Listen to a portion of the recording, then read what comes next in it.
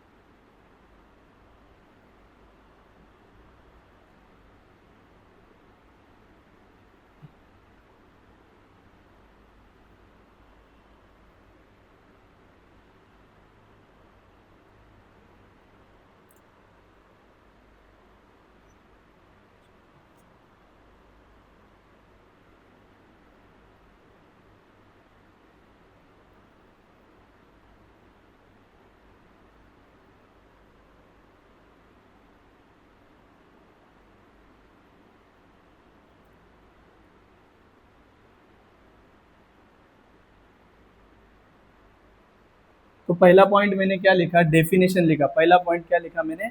Definition. तो definition क्या है? मास की डेफिनेशन है amount of matter present in object. Amount of matter present in object. तो किसी भी ऑब्जेक्ट के अंदर या किसी भी बॉडी के अंदर कितना अमाउंट ऑफ मैटर प्रेजेंट है, उसी को हम क्या कहने वाले हैं? मास कहने वाले। तो यहाँ पर क्या? Amount of matter present in object. जैसे कि मेरी बॉडी है, तो मेरे बॉडी के अंदर कौन कौन सा मैटर है? सेल्स है, बोन्स है, ब्लड है, बराबर, बहुत सारे ऑर्गन्स है। तो ये क्या हो गया?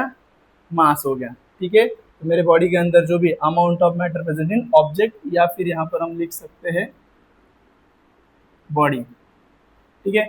वेट का डेफिनेशन क्या हो सकता है? वेट का डेफिनेशन है फोर्स विथ विच अर्थ और any body attract the object. Weight एक तरह का फोर्स है जिसको अर्थ क्या करती है?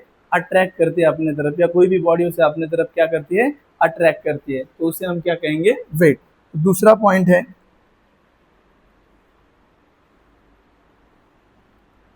दूसरा पॉइंट हम देखेंगे नेचर।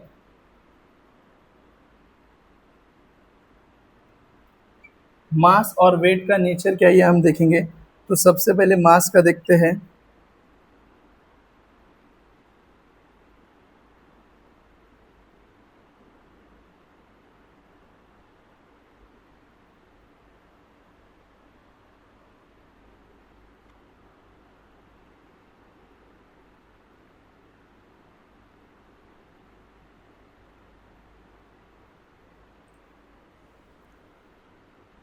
तो देखो गाइस, मास का नेचर क्या है?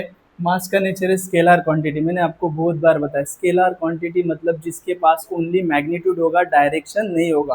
तो मास क्या है? स्केलर क्वांटिटी है, मतलब इसके पास क्या है? ओनली मैग्नीट्यूड है और डायरेक्शन नहीं है। बट वेट क्या है? Weight is a vector quantity. Weight is a vector quantity. तो वेट के पास क्या है? मैग्नीट्यूड है, उसके साथ साथ डायरेक्शन भी है। तो वेट के पास क्या है? मैग्नीट्यूड है, उसके साथ साथ डायरेक्शन। मैग्नीट्यूड मतलब गाइस वैल्यू। ठीक है। तो हम वेक्टर क्वांटिटी उसको बोलेंगे जिनके पास डायरेक्शन प्लस मैग्नीट्यूड है, और स्केलर क्वांटिटी उसको बोलेंगे जिसके पास ओनली मैग्नीट्यूड है। ठीक है। तो अगला पॉइंट देखेंगे, डिपेंड्स ऑन।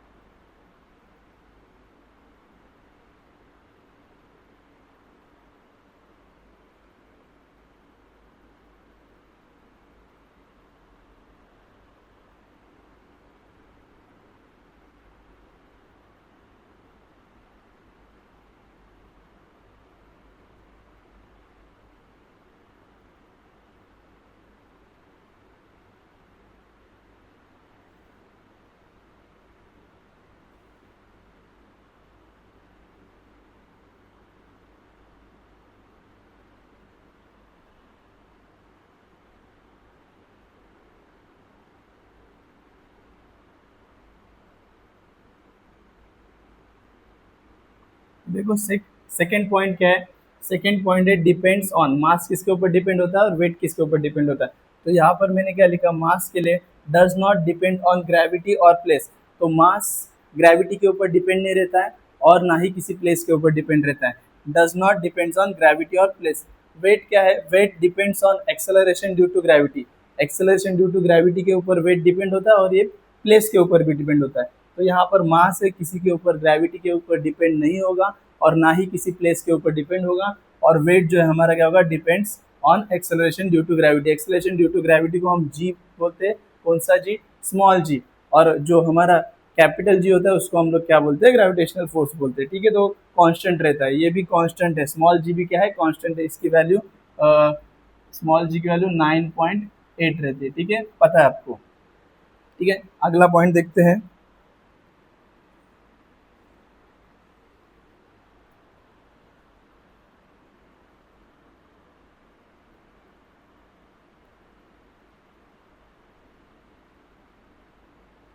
अगला पॉइंट है चेंज फ्रॉम।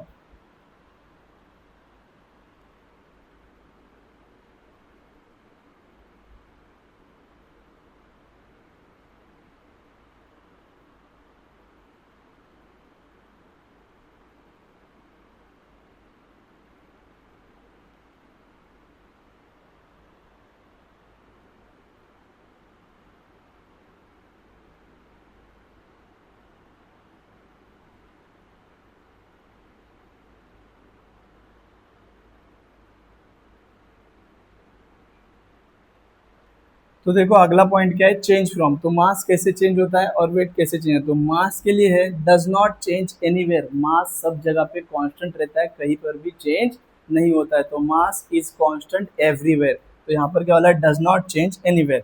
वेट, वेट ये जो है change from place to place. Weight क्या होगा, चेंज होगा प्लेस टू प्लेस। वेट हर जगह पे क्या हो सकता है, अलग अलग हो सकता है। जैसे कि यहाँ पर मैं अर्थ पे काउंट कर रहा हूँ, मेरा वेट अलग होगा, और मून पे जाकर अगर काउंट करता हूँ तो वहां पर मेरा वेट अलग होगा, because of the presence of gravity. तो weight change place to place but mass does not change anywhere. Mass सब जगह पे कांस्टेंट रहता है। ठीक है, अगला पॉइंट देखते हैं, फॉर्मूला देखते हैं।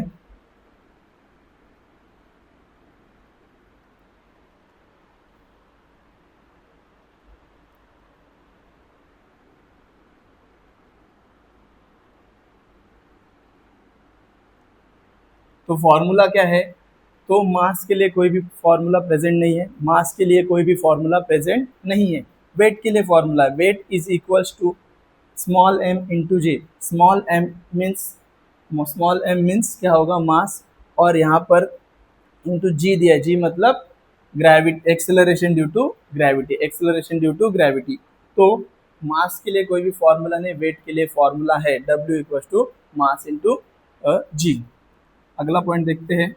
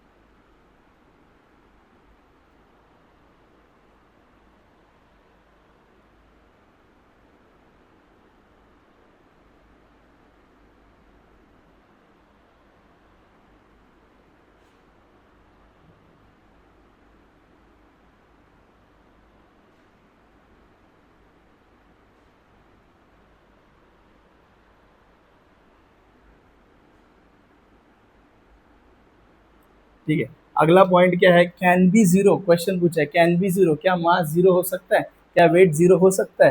तो देखो यहाँ पर, तो मास जो है, no it cannot be zero, it cannot be zero if matter is present. It cannot be zero if matter, अगर मैटर प्रेजेंट है किसी बॉडी के अंदर तो वो कभी भी जीरो नहीं होगा। मैटर के अंदर अगर क्या, बॉडी के अंदर अगर मैटर प्रेजेंट हो तो कभी भी जीरो नहीं होगा। पर वेट क्या बोला, yes it can be zero where gravity is zero. जहाँ पर ग्रेविटी जीरो होगी वहां पर वेट क्या होगा, जीरो होगा। जहाँ पर ग्रेविटी जीरो होगी वहां पर वेट भी क्या होगा, जीरो होगा। तो गाइज हमने क्या क्या देखा, हमने डेफिनेशन देखा मास का और वेट का, हमने नेचर देखा मास और वेट का, हाउ ये किसके ऊपर दोनों भी डिपेंड्स होते हैं वो देखा, कैसे चेंज होते हैं, ठीक है वो देखा, फॉर्मूला देखा, और हमने देखा क्या मास जीरो हो सकता है या वेट जीरो हो सकता है। तो मास कभी जीरो नहीं हो सकता अगर उसके अंदर मैटर प्रेजेंट है, और वेट क्या है, ये जीरो हो सकता है जहाँ पर ग्रेविटी नहीं है। तो फटाफट गाइस इसका स्क्रीनशॉट लो, फिर अगला टॉपिक अगले पॉइंट्स की तरफ जाते हैं।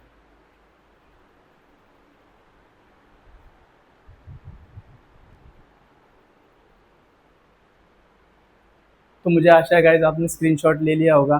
तो अगले पॉइंट की तरफ बढ़ते हैं। तो अगला पॉइंट है एग्जाम्पल। एग्जाम्पल बहुत ही इंपॉर्टेंट है, जो भी चीज़ हम पढ़ते हैं उसका एग्जाम्पल हमें हमेशा पता होना चाहिए, बिकॉज एग्जाम्पल पता होने से हमारा जो कॉन्सेप्ट है बहुत ही क्लियर हो जाता है। तो कोई भी चीज़ पढ़ते हो इसके आगे शॉर्ट नोट हो डेफिनेशन हो तो उसका एग्जाम्पल जरूर याद करना या एग्जाम्पल को रिमेंबर करना, ठीक है। तो एग्जाम्पल देखते हैं मास का।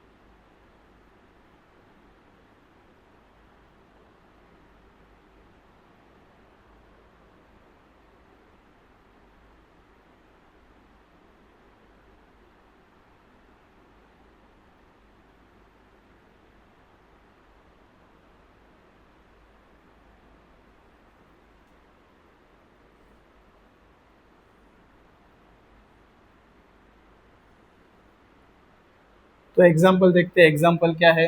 तो मास का एग्जाम्पल क्या है, mass of book is equal to, एक बुक है जिसका मास है 0.5 kg, एक बुक है जिसका मास है 0.5 kg।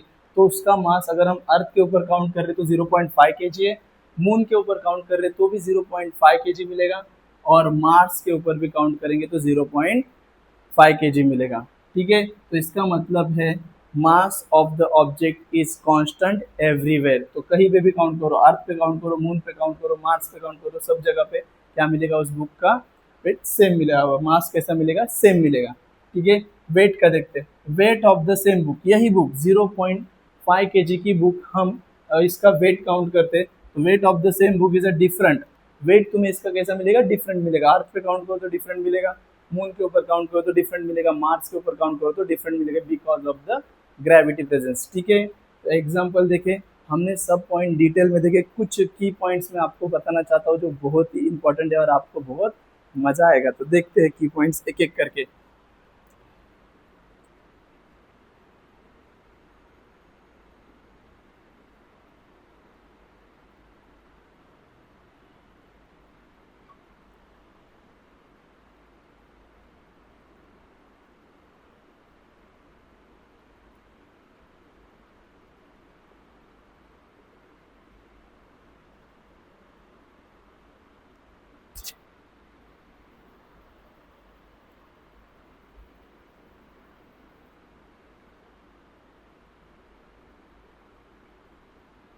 देखो पहला की पॉइंट क्या है, मास इज अ कांस्टेंट, मास क्या रहेगा, कांस्टेंट रहेगा, weight is not, weight constant नहीं रहता है, मास इज अ कांस्टेंट, ये पहला की पॉइंट है। दूसरा की पॉइंट है,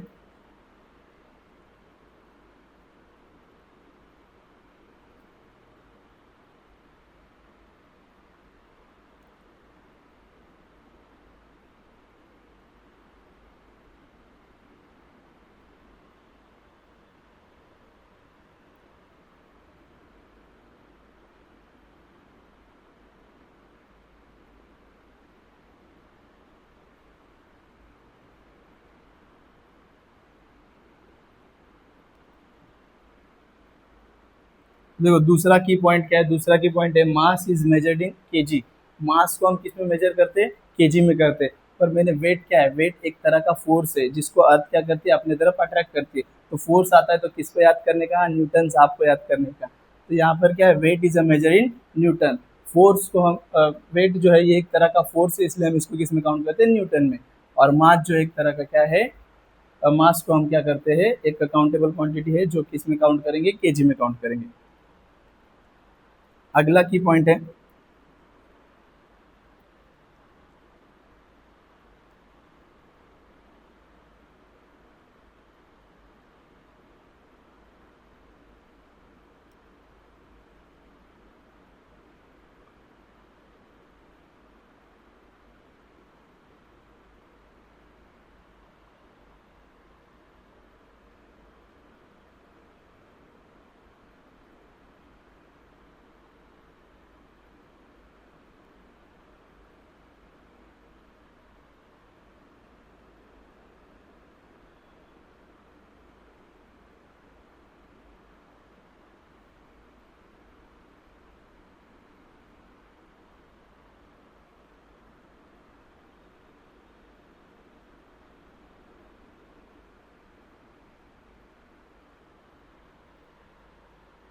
तो अगला की पॉइंट है इन अ फ्री फॉल।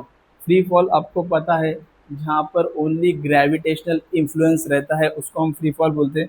यहाँ पर क्या बोला, इन अ फ्री फॉल और अ स्पेस। स्पेस में फ्री फॉल या तो फिर स्पेस में जहाँ पर जी की वैल्यू जीरो है, जहाँ पर जी की वैल्यू कैसी है, जीरो है।